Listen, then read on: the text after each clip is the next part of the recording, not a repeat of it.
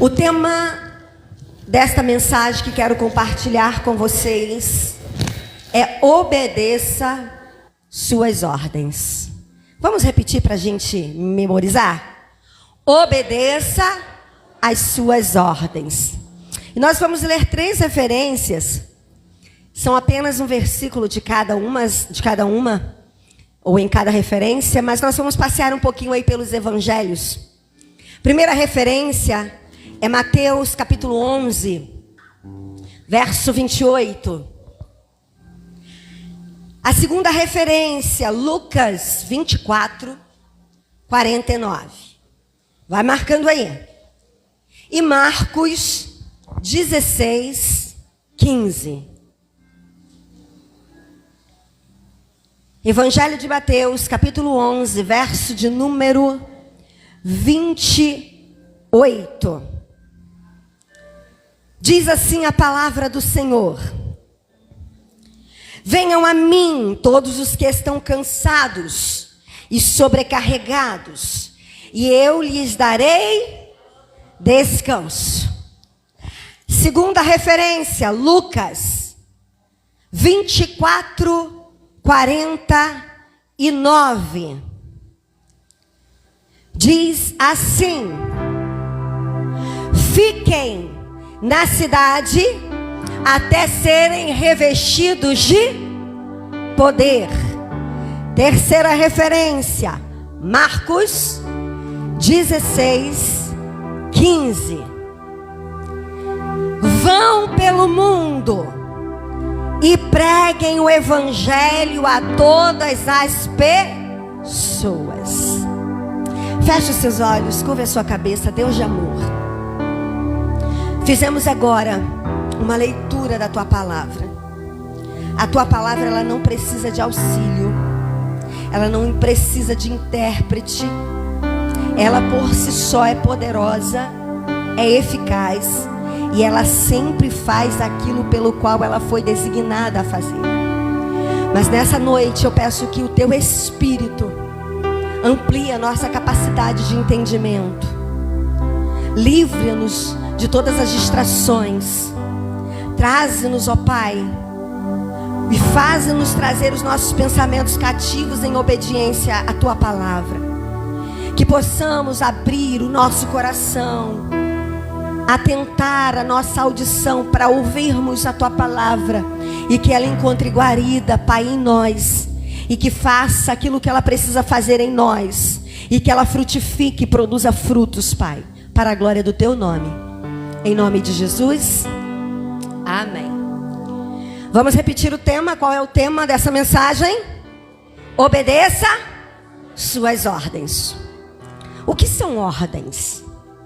Ordem é uma voz de comando. Ela pode ser uma regra oral ou escrita, proferida por uma autoridade. Isso é uma ordem. E o que é obedecer? Obedecer é submissão às ordens que são dadas. E nós aprendemos, ou vamos aprender aqui, que precisamos obedecer às ordens de Cristo. E em se tratando das ordens de Deus, para as obedecermos, nós precisamos de uma postura. Nós precisamos de uma atitude. E aí você pode perguntar: pastora, qual seria essa postura? Qual seria essa atitude? Para obedecermos piamente a obra ou as ordens de Deus, nós precisamos sair do automático. Existe uma expressão ou um conceito da psicologia que se chama piloto automático. E o que é o piloto automático? O piloto automático são decisões que o nosso inconsciente ele aciona quando necessitamos. Geralmente são decisões que tomamos baseados ou baseadas em nossos padrões, em nossas crenças, em nossos valores, em nossas emoções. São decisões baseadas nesses quesitos. padrões, crenças, emoções, valores. E a ciência, ela prova que 90 a 95% das decisões que tomamos, elas são no piloto automático. São memórias que já estão habituadas na nossa mente, que você impensadamente, inconscientemente aciona. Vocês já ouviram falar nessa expressão que quem anda ou quem aprende a andar de bicicleta jamais esquece? Não é verdade? E isso de fato ocorre. Você pode ficar anos sem pegar uma bike, mas quando você pega, para quem já aprendeu na infância, ainda que você comece com um pouco de desequilíbrio, com um pouco de insegurança, você vai desenvolver. Você vai conseguir andar na bike. Porque o seu cérebro vai acionar essa memória. E incondicionalmente ou inconscientemente, sem que você precise de novo aprender o processo, você vai andar de bike. De fato, isso acontece. Por quê? Essa memória está armazenada e quando você precisa dela, ela é acionada. Assim é o nosso corpo fisiológico. Nós agimos em quase todas as nossas ações e decisões no piloto automático. E muitas vezes, e quase sempre, isso também acontece no mundo espiritual. Assim como a gente age no mundo físico, nós também fazemos isso com as coisas de Deus. Por exemplo, quantas pessoas estão aqui hoje que vieram no piloto automático? Não se deram conta o porquê estão aqui ou para que estão. Vieram porque inconscientemente na memória deles, eles lembraram que hoje é domingo, que às 18 horas tem culto e que ele precisa vir. Muitas pessoas ofertam no piloto automático. Oferta porque a palavra diz que é para ofertar. Oferta porque é hora de ofertar. Muitas pessoas dizimam no piloto automático. Já aprenderam, sabe? Já estabeleceram isso como um padrão, como um hábito. E aí ele recebe o salário, vai lá e ele tira sem se dar conta do que está fazendo. Muitas pessoas vão às células, reuniões também no piloto automático.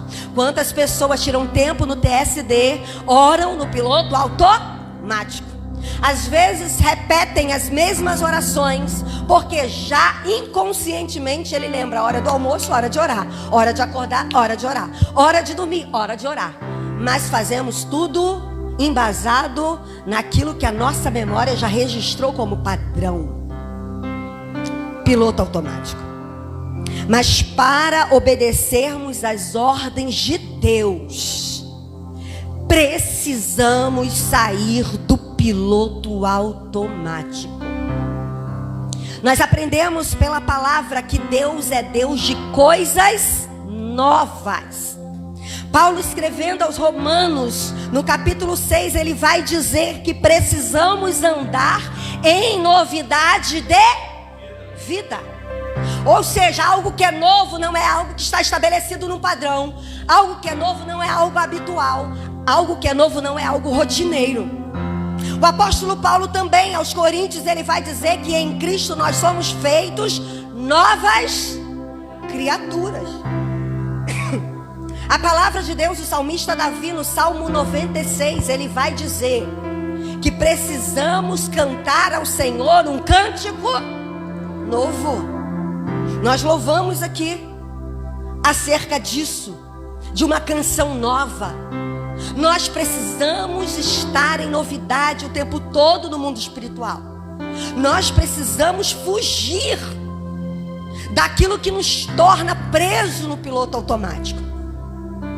Porque quando nós não temos cuidado, nós vamos fazer com que as coisas de Deus sejam meras repetições. Vocês lembram de Moisés? Moisés no Êxodo, no capítulo 17. Moisés chega com todo aquele povo, com toda aquela multidão em Refidim. O texto vai dizer que em Refidim não havia água para o povo beber. O povo começa a murmurar, o povo começa a reclamar com Moisés. O povo começa a contender com Deus. Como pode nos tirar do Egito para morrermos aqui de sede? E Deus dá uma ordem para Moisés. Moisés, suba ao alto do Monte Hebron e bata, fere a rocha, Moisés. Leve o teu cajado, leve Arão, leve alguns líderes, leve algumas autoridades contigo. E ao subir ao monte, bata, fira a rocha. Moisés obedece a ordem de Deus. Sobe ao Hebron. E quando Moisés bate na rocha, água começa a jorrar, água começa a fluir. Em Números, no capítulo 20, o povo agora chega a um local chamado Zim. Naquele local também não havia água. E o povo mais uma vez começa a reclamar, começa a murmurar, começa a contender com Deus. Aqui não tem romã, aqui não tem uva, aqui não tem pêssego, aqui não tem água. Mais uma vez eles dizem: saímos do Egito para morrer aqui. E aí Deus dá uma nova ordem para Moisés. Moisés, suba ao monte. Presta atenção, a necessidade era a mesma, sim ou não? O cenário parecia o mesmo, sim ou não? Mas a ordem era outra.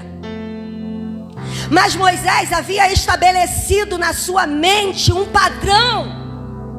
Moisés, ele havia absorvido que se ele batesse, a rocha ia fluir água. E Deus dá uma nova ordem: você vai subir e você vai falar com a rocha. Moisés sobe ao monte. E por conta do piloto automático, ao invés de Moisés falar com a rocha, Moisés pega o cajado e fere a rocha. Aquela rocha, ela tipificava Cristo. Jesus sofreria uma vez para santificar a humanidade, não duas. Moisés não se atentou para a ordem. Moisés entrou no modo automático.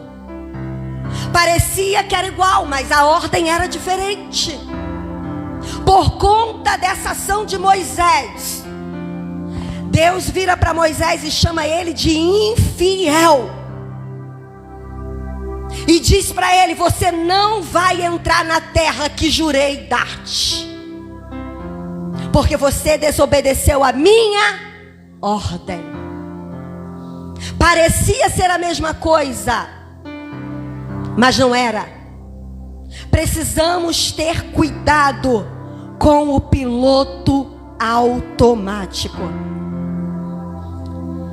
Cuidado com a rotina. A rotina espiritual. É essa que eu acabei de falar, de virmos aos domingos para a igreja. Aí vai uma orientação para você que é líder, para você que é ministro de louvor, para você que é um músico, uma musicista, para você que é um pastor, para você que é um diácono. Cuidado com a rotina espiritual.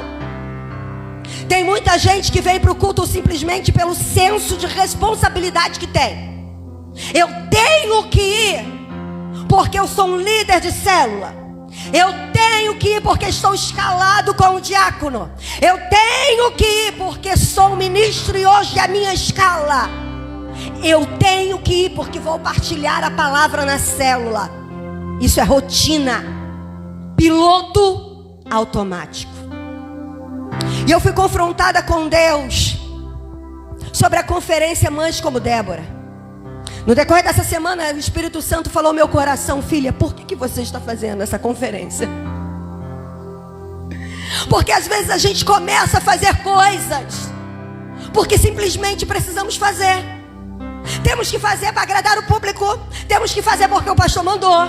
Temos que fazer porque é calendário. Ou seja, o mês de novembro é o mês de comemorar o aniversário das mulheres.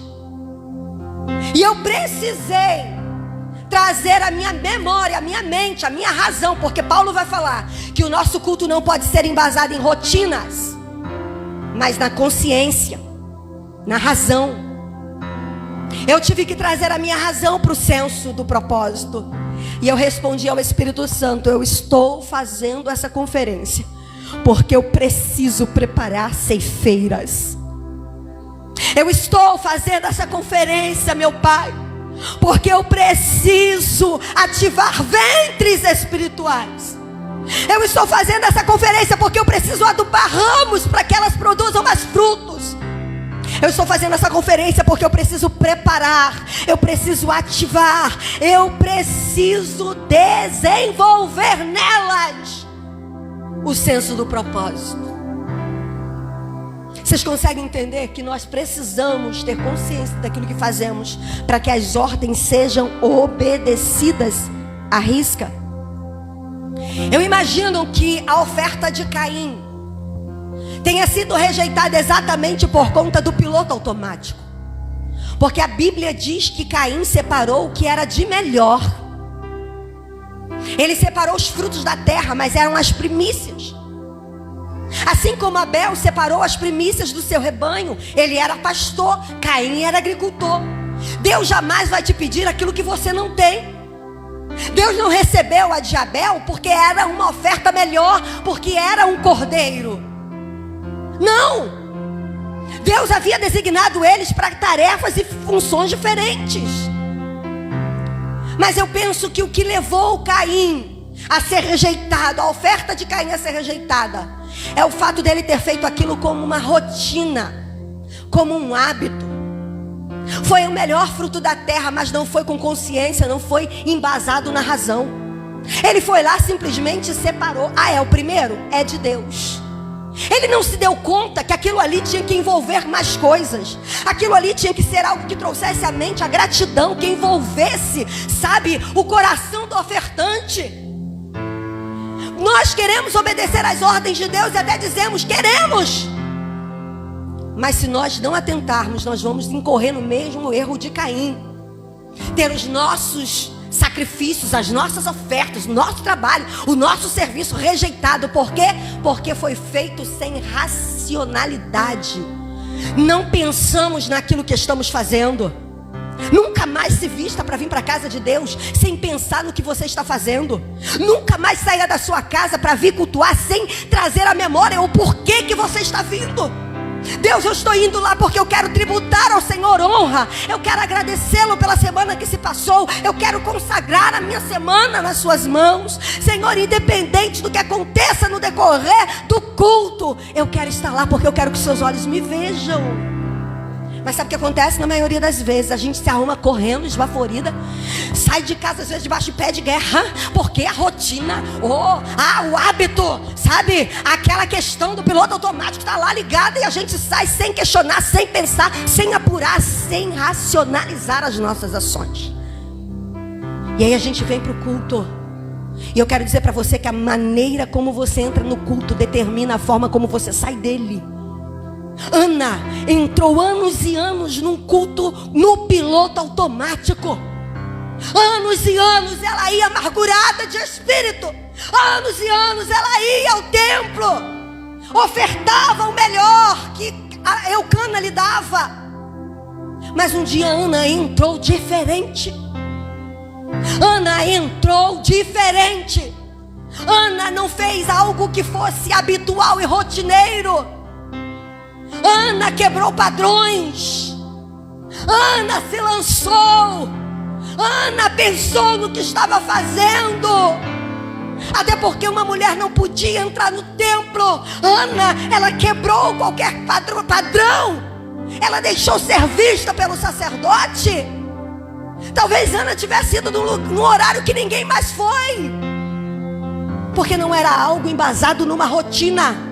Não era algo embasado num piloto que se liga e aí ela toma a decisão de ir. Mas no dia que Ana fez diferente, ela saiu de lá também diferente. O dia que ela saiu do piloto automático, ela saiu de lá e a Bíblia diz que a feição de Ana era outra. Ana não saiu com Samuel no ventre. Ana não saiu de posse da promessa. Ela só ouviu de longe que Deus faria. Mas ela saiu de lá diferente. Por quê? Porque a forma que você entra no culto determina a forma que você sai dele. Precisamos sair do piloto automático.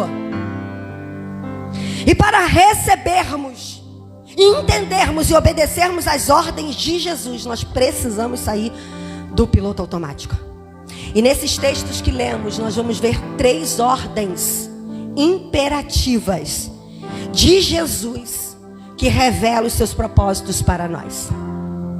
A primeira ordem de Jesus está em Mateus, no capítulo 11, no verso 28, que é: vinde. Vinde a mim, todos vós que estão cansados, sobrecarregados, e eu lhes darei descanso. Essa ordem, na realidade, é um convite. É um chamado de Deus para todos aqueles que estão cansados e sobrecarregados. Sobrecarregados pela culpa, sobrecarregados pelos traumas, sobrecarregado pelo peso do pecado, sobrecarregado pelas doenças. Jesus, ele faz esse convite: vinde. E a nossa resposta, ela é importante. Se a tua resposta for positiva, se a tua resposta for sim, você usufruirá da promessa. A promessa é: se você atentar para a ordem, se você ouvir o chamado, e se você disser eu quero, Ele promete que vai te aliviar. Ele promete que vai te dar descanso. E não é um talvez, não é uma possibilidade. Jesus está dizendo: vinde, e eu vou dar. Ele dará, Ele fará cumprir, Ele te aliviará, Ele te dará liberdade, Ele te dará, sabe, uma nova perspectiva, Ele vai te dar um direcionamento, Ele vai te dar. Mas para isso você precisa vir. Essa primeira etapa do nosso propósito é para sermos abençoados, é para sermos restaurados, é para sermos libertos. A primeira ordem é: vinde. Nesse primeiro estágio, ou nessa primeira etapa, você vai ser restaurado, você vai ser liberto, você vai ser abençoado. Agora, no processo de caminhada com Cristo, você precisa continuar ouvindo as suas ordens. Ele chama você para vir. Mas a segunda ordem é que você precisa também ficar. Lucas, no capítulo 24 que lemos, Jesus disse: fiquem. E olha só, Jesus, quando dá essas duas últimas ordens, ficar e ir, ele já estava ressuscitado, ele já havia sido ressurreto, melhor dizendo. A primeira, ele ainda não havia morrido, quando ele diz vinde. Mas as duas ordens, ele já havia morrido, já estava ressuscitado. E aí olha o que Jesus fala. Parece, né, um paradoxo, parece antagônico. Vocês fiquem, vocês vão. Mas sabe o que Jesus está nos ensinando com essas duas ordens tão antagônicas entre si, tão contraditórias? É que nós precisamos aprender a discernir os tempos. É tão importante você ficar quanto ir. Mas é tão importante você obedecer, porque o perigo está em você ir quando se deve ficar, e ficar quando se deve ir. Não podemos incorrer no risco da desobediência. Discernir os tempos é necessário. Jesus disse: vocês fiquem, vocês vão. Mas fiquem até que. Sabe qual é o grande problema? De nós seres humanos, é que nós queremos fazer as coisas ao nosso modo. Muitas pessoas se atropelam porque elas vêm para Jesus, mas não querem ficar, elas querem ir. E morrem pelo meio do caminho. Muitas pessoas vêm para Jesus, ficam, deveriam ir, mas não querem ir. atrapalha o processo da obra. Lembra do povo de Israel no deserto? O povo de Israel no deserto era guiado por uma nuvem. E qual era a ordem de Deus? Quando a nuvem parar, vocês parem. Vocês montem acampamento. Afiquem-se. Mas quando a nuvem se mover, juntem tudo e caminhem. O problema é que tem pessoas, e eu acredito que por mais rebelde que o povo de Israel fosse, nenhum daqueles que compunham aquela multidão ousou sair enquanto a nuvem estava parada, e nem ficar enquanto a nuvem estava se movendo. Porque quando você sai debaixo de uma ordem, você está garantido. Mas quando você sai sem a ordem dada, você está indo pela sua própria conta e risco. Ficar quando Deus manda você ir também é se arriscar. Você vai ficar descoberto, desprotegido, desamparado. Vai ficar por sua própria conta e risco. Vocês lembram do apóstolo Paulo? Em Atos, no capítulo 27. O apóstolo Paulo estava sendo conduzido a Roma. E ele chega em um determinado porto. E era próximo ao inverno. Paulo, ele observa o tempo. É muito importante que nós estejamos atentos aos movimentos do céu para nos movermos. Consegue entender isso? Eu quero que você escreva essa frase: esteja atento aos movimentos do céu. Se o céu mandou você parar, pare. Se o céu mandou você seguir, siga. Mas parar quando se é mandado, quando se é uma ordem, é necessário. Paulo chega naquele porto. Paulo, que não era um marujo, não era um navegante, não era um marinheiro. Ele observa o céu e ele diz: acho ou percebo que não é bom que zarpamos do porto. Mas afinal, Paulo não era o perito. Os marujos olham para o mar ou olham para o céu, e o texto diz que o céu parecia favorável. O vento pareceu favorável, mas Deus tinha dito: fiquem no porto. Paulo disse: olha, a ordem que eu recebo é para que a gente não zarpe. Precisamos ficar aqui até que o inverno passe, ou até que aquela tempestade que estava por vir cessasse. Mas o céu, para aqueles que não queriam obedecer às ordens, pareceu favorável.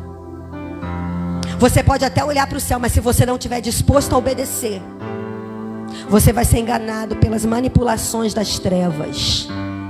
Satanás pode manipular situações e circunstâncias. Satanás pode dizer para você que é melhor você sair do seu casamento, pedir o divórcio. É a melhor coisa. Manipula situações. Ele vai dizer para você: olha, a melhor coisa que tem para você é sair dessa igreja. Você vai olhar, vai pensar que o tempo está favorável, mas Deus está mandando você ficar. De repente Satanás vai dizer assim: olha, parece que olha, está parecendo que o tempo está bom, pode mudar de empresa. E Deus está dizendo: fique aonde você está. Faça ainda o que precisa ser feito. Permaneça no porto. Talvez você esteja pensando em entregar o seu ministério. Talvez você esteja pensando em entregar a sua liderança. Mas a ordem de Deus é: não zarpe, não saia do porto, fique. Mas aqueles homens foram enganados pelas circunstâncias, e não ouvindo o que Paulo dizia, zarparam. No meio do mar, eles foram surpreendidos por uma grande tempestade. O texto vai dizer que aquele barco estava em ruínas, ou aquele navio estava em ruínas. Aqueles homens começaram a tentar salvar-se, lançando os botes no mar. Mais uma vez, Deus levanta Paulo, e Paulo diz: olha, eu avisei para vocês não saírem do porto. Vou dar mais uma ordem vinda dos céus: não saia do navio. Parecia que a melhor opção era sair do navio. Saindo do navio, talvez eles tivessem chances. Saindo do navio, talvez as possibilidades pudessem surgir. Mas Paulo disse: não saiam do navio. Ficar quando se tem que ficar é importante. Mesmo que o vento contrário venha com ímpeto, mesmo que você perca a nau do navio, da embarcação, mesmo que não haja estrelas no céu para te conduzir, a ordem é para ficar. Fica! O texto diz que aqueles homens agora ouvem Paulo e permanecem naquele navio. Num dado momento, aquele navio encalha, as ondas vêm, partem o navio ao meio. Mas o texto vai dizer que porque obedeceram a ordem de ficar, as 276 pessoas que faziam parte daquela tripulação foram preservadas em vidas, com suas vidas. Agarraram-se a tábuas, a restos do navio, e chegaram salvos até a ilha de Malta. Porque obedecer a ordem de ficar te garante sobrevivência. Quando Jesus diz fiquem, Jesus estava dando uma ordem para que eles pudessem estar envolvidos no compromisso. Ficar significa compromisso, gente. Tem muita gente que vem no primeiro estágio, primeira etapa: vinde a mim. E aí ele vem para Jesus e ele se fascina, porque Jesus vai aliviar as cargas dele. Ele fica fascinado por Jesus como Salvador. O que é Salvador? Salvador é aquele que nos salva de uma situação de risco, de perigo. É aquele que traz solução para os nossos problemas. E tem muita gente que só quer Jesus como Salvador. É aquele que te livra da crise financeira, é aquele que muda a sua história conjugal, é aquele que te dá saúde, e aí você vai ficando no vinde. Ah, eu só quero Jesus para isso. Mas não se envolve com o reino, não quer se aprofundar em compromisso com o reino. Eu quero só o vinde, eu quero só o Salvador. Mas Jesus diz que Ele é o Salvador e também Senhor. Senhor é aquela autoridade que dá ordem. Senhor é aquele que tem a voz de comando. Senhor é aquele que impõe regras. E as regras, as vozes de comando precisam ser obedecidas. Não podemos ficar só no vinde. Avançar para o compromisso. Ficai, ficai. E olha o que Jesus vai dizer. Ele vai referir-se ao compromisso. Esse processo requer transformação e preparo. Ficar significa ser transformado e preparado. Jesus, ele andou com seus discípulos durante 3 anos e meio aproximadamente. Eles precisaram ficar com Jesus.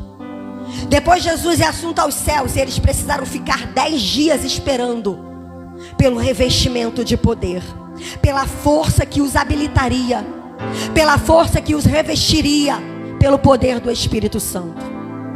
Quando eles ficaram lá nessa segunda etapa do propósito de ficar, eles foram fortalecidos e foram preparados. Precisamos avançar do nível de ter Jesus só como Salvador, para nos envolver com Ele como Senhor. E ficar é necessário, porque no processo de ficar você é transformado. No processo de ficar você é fortalecido. No processo de ficar você é habilitado. No processo de ficar você é moldado para estar pronto para a terceira ordem. E a terceira ordem que Ele dá: ide, vão. Nós lemos na versão NVI que diz: vão pelo mundo e preguem o evangelho a todas as pessoas. E aí eu quero fazer uma pergunta para você, uma pergunta que você não precisa me responder.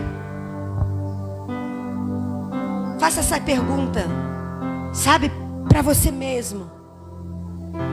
Em que nível você está?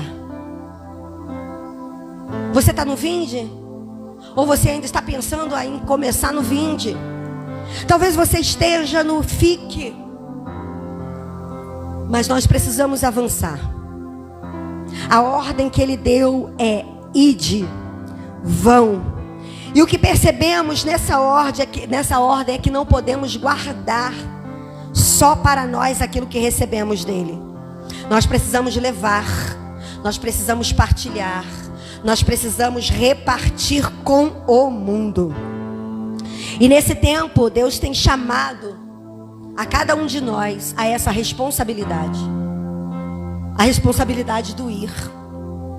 A responsabilidade do, de indo. Porque por muito tempo nós achamos que o evangelho do ide era apenas para um grupo de pessoas seletas. Não, quem tem que ir são os missionários. Quem tem que ir são os pastores. Satanás, ele manipulou os tempos. Ele manipulou os céus. Para que nós ficássemos distraídos no fique. Sabe quem está distraído no fique? É aquela pessoa que o pastor já até ensinou aqui, que está viciada no poder. É aquela pessoa que se disser para ela assim: olha, ali tem uma consagração que o fogo cai, ele corre para lá. Ali tem uma irmã que tem um poder de revelação, ela corre para lá. Ali naquela igreja, olha, Deus revela o segredo, a pessoa vai para lá. Sabe o que é isso? Vício de poder. Quando Jesus disse para os discípulos: fiquem até que vocês sejam revestidos de poder, tinha um propósito. O poder, querido, não é para te entorpecer, não é para te levar a um devaneio, a um barato legal. Tô cheio de poder, que unção, falei muita língua. O poder tem propósito. O poder tem finalidade. Os discípulos que ficaram, os 120 que ficaram e que foram cheios do poder, eles não ficaram ali, curtindo o barato legal do poder. Eles não ficaram ali entorpecidos pelo poder, subindo e descendo o monte em busca de poder. Poder por poder, poder para ter, poder para gostar, poder para curtir. Não! Eles começaram a pregar a palavra. E os que iam sendo dispersos, iam pregando a palavra. O poder te capacita para descer a ordem. O poder te habilita para ir. E não é uma missão exclusiva de alguns. Jesus deu a ordem para todos. Você não tem que deixar. Mas enquanto você faz as suas tarefas, pregue a palavra. Agora também não é sair igual um lunático, gritando aos 4 cantos, sem propósito. Quando Deus me deu esse propósito de mães como Débora, Deus estava falando exatamente, do contrário disso. Porque tem pessoas que acham que falar de Jesus é sair com um folhetinho, e eu não tenho nada contra. Você pode fazer isso, mas lançar a semente por lançar, Jesus nunca fez isso. Nós precisamos ir. E olha que a ordem é: façam discípulos.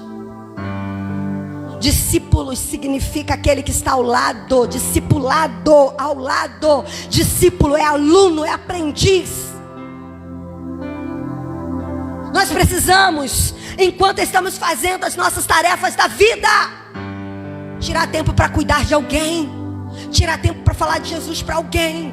Tirar tempo para investir em alguém. Tirar tempo para gerar alguém. Nós vimos aqui, Abraão foi pai de uma grande nação, mas ele não gerou todos, ele gerou apenas Isaac. Deus quer que você se comprometa com alguém. Isso é o ide.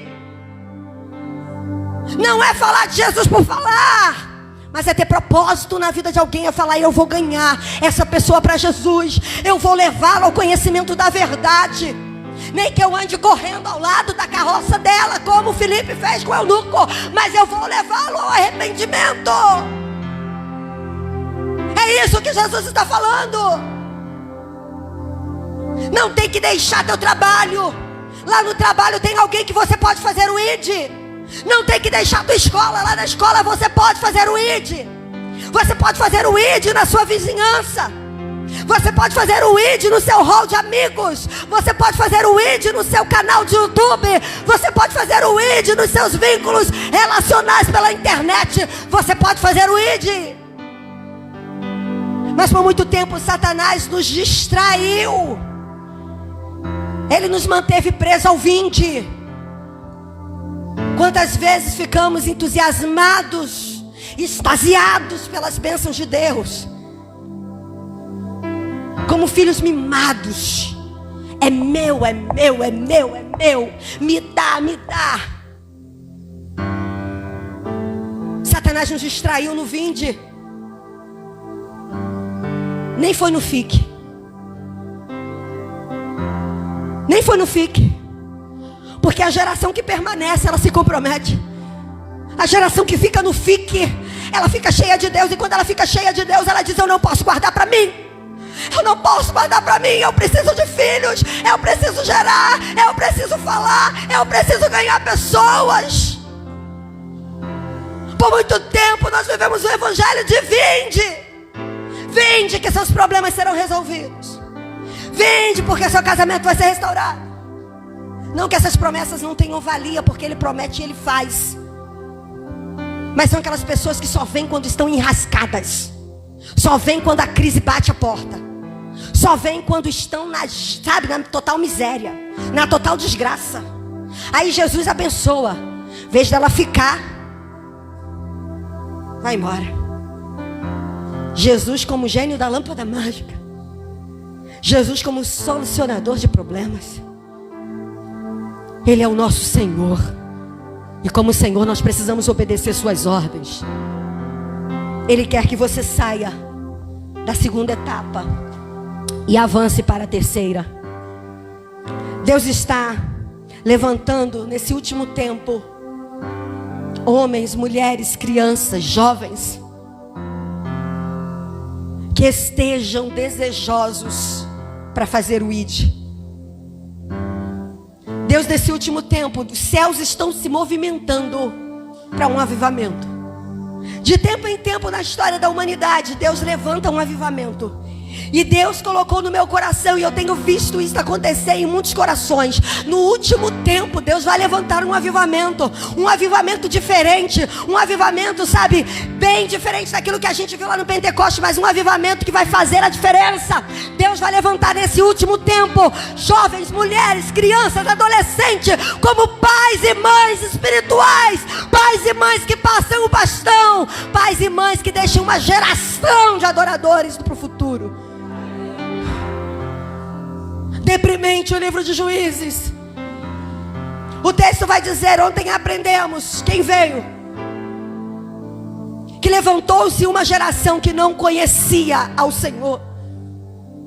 Sabe por quê? Porque os pais espirituais daquela nação não souberam passar o bastão. Nós vamos passar. A nossa geração vai passar. Mas a palavra de Deus, ela vai permanecer, porque Deus vai levantar nos quatro cantos da terra essas pessoas com o coração inflamado de paixão, inflamados de amor. Essas pessoas que não querem mais ficar no fique, que não querem mais permanecer como estão. Essas pessoas que estão inconformadas de apenas receber bênção, mas pessoas que querem dar, pessoas que querem gerar, pessoas que querem se comprometer em fazer o ID. Esse é o avivamento que os céus estão se movimentando nesse último tempo para trazer para a terra. E eu quero estar no meio desses que o Senhor vai levantar. Eu quero estar no meio desses com meu ventre livre para Ele gerar os seus propósitos. Eu quero estar no meio desses. Harabashai. Oh, aleluia. Aleluia. Ontem nós tratamos aqui sobre maternidade. Mas hoje eu quero falar um termo mais inclusivo para os homens. Eu quero falar sobre parentalidade para a gente finalizar. A parentalidade é a condição de ser pai e a condição de ser mãe. No Código Civil brasileiro existe uma lei chamada poder pátrio, que agora foi mudada para poder parental. A lei do poder pátrio ou parental, ela rege que é obrigação, é dever dos pais promover o bem-estar do ser, da criança, do filho. É obrigação dos pais, é responsabilidade proteger. É responsabilidade dos pais alimentar. É responsabilidade dos pais educar. E segundo a lei do nosso Código Civil, essa responsabilidade, ela não pode ser subestabelecida. Ela não pode ser transferida. Ela não pode ser delegada. Na nossa lei falha. Facilmente você vai encontrar pessoas que vão burlar essa lei. A gente vê um monte de criança abandonada.